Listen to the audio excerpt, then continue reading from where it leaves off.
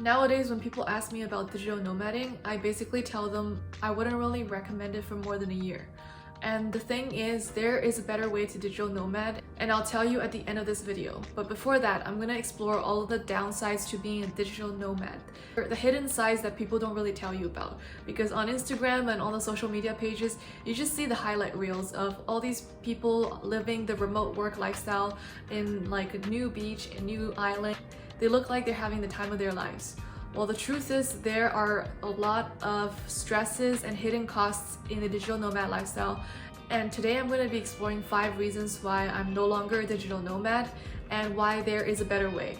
Because I wish somebody had told me these things before I started my journey, and now I've really learned it the hard way. I'm here to help you save time so that you don't have to go through all the mistakes that I did. A note that I want to give at the beginning of this video is that the way that I digital nomad is that I'm a solo female digital nomad, which means that I'm going to all these places on my own. Might be slightly different or completely different if you're traveling with a partner. If those do apply to you, then this video might not apply as much to you. This video is specifically talking about the type of nomad that travels to a new country every single month.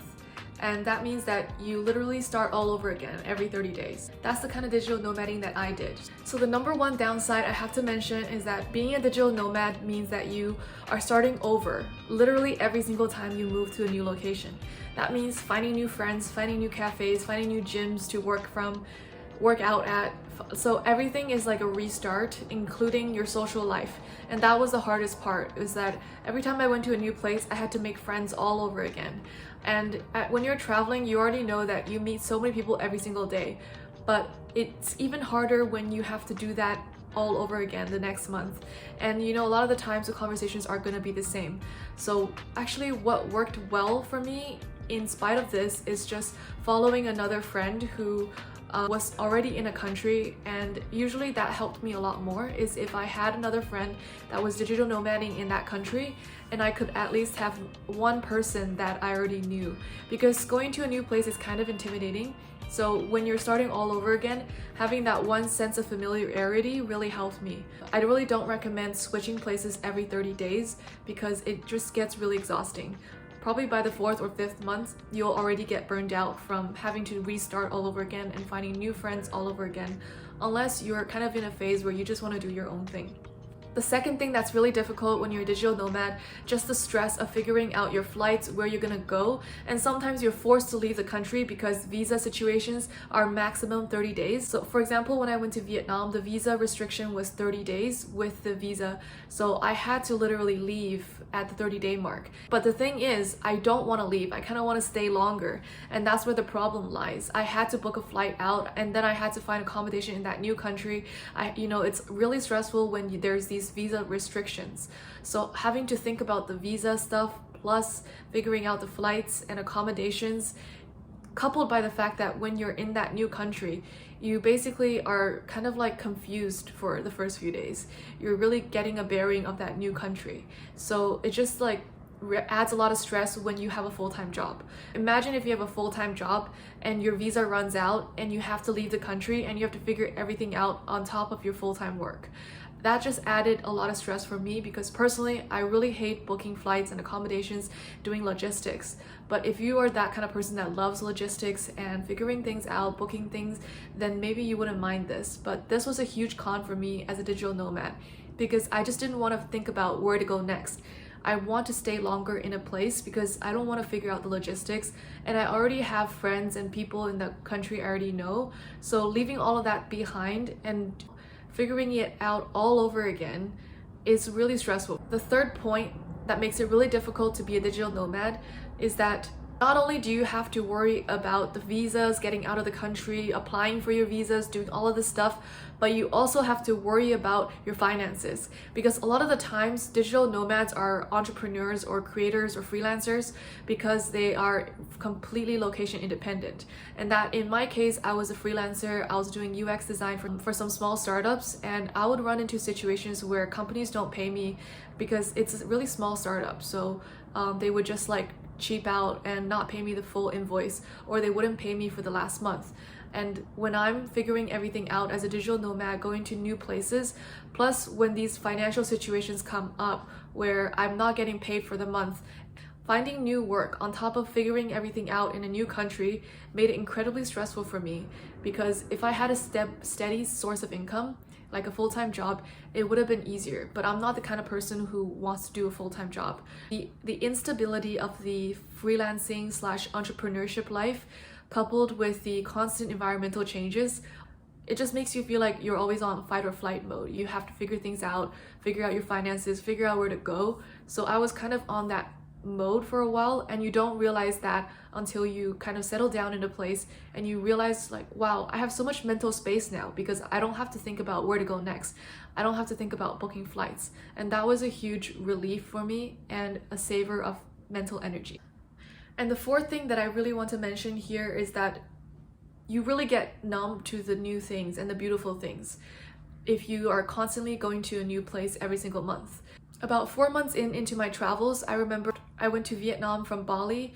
So the first week I was in Hanoi and I went to so many tourist attractions, and by the time I went to Da Nang, I was completely burned out because I was navigating 2 freelance gigs while trying to go to all these tourist attractions so I don't miss out, because I only have 30 days in the country. So that was really stressful for me as well, because honestly, I lost interest in all tourist attractions. So when I came back to Vietnam, I had the 3-month visa, and during those 2 months that I was there in my last leg of my journey, I didn't go to any tourist attractions. I don't know what happened, but I think I got really burned out from seeing new things. It's really crazy that new things used to be like the source of my interest and stimulation of mental curiosity, but after I traveled for about 4 to 5 months, I completely didn't go to any tourist attractions. I remember I met a friend in Vietnam who was also traveling at the time, and she was like, oh, I went here, I went to this amusement park, I went to this mountain, and then I was like, I've been here for a month and I haven't even gone to all those places, and you've been here for a week and you've already seen everything. And she was like, what are you doing here? And honestly, I was just trying to figure out my freelancing business. I was trying to figure out my content and everything.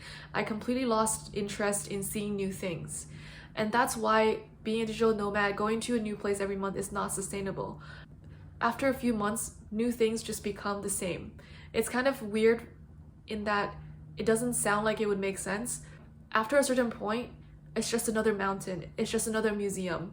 It's just another waterfall. And I basically didn't go to any tourist attractions in my last 2 months of my 7-month digital nomading journey. And if you really want to savor a place, it's best to stay long-term in a place so that you can really take your time and absorb the culture. The fifth thing that made it incredibly difficult as a digital nomad was getting sick. When you're getting sick in a new country and you're a solo digital nomad, it's the worst feeling ever. When I got sick in Vietnam with dengue fever, it was literally the worst illness I've ever experienced, and I didn't have anybody to take care of me or like that many close friends I could call to help me go to the hospital and all those things. So that really made me reevaluate the digital nomad lifestyle, because if I had stayed in a place like longer, then at least I would have like more familiarity with the place. When you go for a long time as a digital nomad, there's bound to be at least once or twice when you get really sick. So preparing for those circumstances is key to make sure that you have a smooth digital nomad journey. Plus, after you get sick, you just get really worn out as well as a traveler. And in the past 7 months of traveling, I got sick 3 times. Once food poisoning, once with COVID, and once with dengue fever. And after getting sick 3 times, I think you kind of just lose that vitality and you just need to get some rest without thinking about where to go next. And sometimes as a digital nomad, you're kind of pushed to keep on going and keep on hopping to the next location, going here and there. And that's one thing I really didn't like. I wanted to be able to choose how long to be in a place. I didn't want to be pushed to leave a place. And you know, I appreciated my journey for what it was, because I learned a lot through being by myself and being challenged through all of these things. However, I wouldn't recommend it long term. So what I would recommend to those of you who are looking to start your digital nomad journey, I would actually recommend staying in a place for more than 6 months, and you can use that place as your base and take trips maybe once every 3 months to closer cities around or to a closer country around. But I wouldn't recommend hopping to a new place every single month. And what I call this type of nomading is called slowmading, and you might have heard it around from other people, but this term is not that popular. You'll hear about this if you've been digital nomading for a long time, and so some people will say like, I'm not nomading, I'm slowmading. And slowmading just means that you're taking your time and you're going very slow. And actually, I was listening to a podcast yesterday. The guy who started Nomad List, he says that if you look at the stats, most people who are digital nomads actually stay in a place for about 7 months or longer. And most people, most of us don't know that. We think that people stay for a short amount of time. But I think most people who have been digital nomading for a while know that it's not sustainable, and it's best to stay at least for half a year in a place to really immerse yourself in the culture, but also not get burned out and still enjoy your life and be able to have a work-life balance. I found that work-life balance was really difficult if I was moving to a new place every month, because either I was just focusing on traveling or I was focusing on working.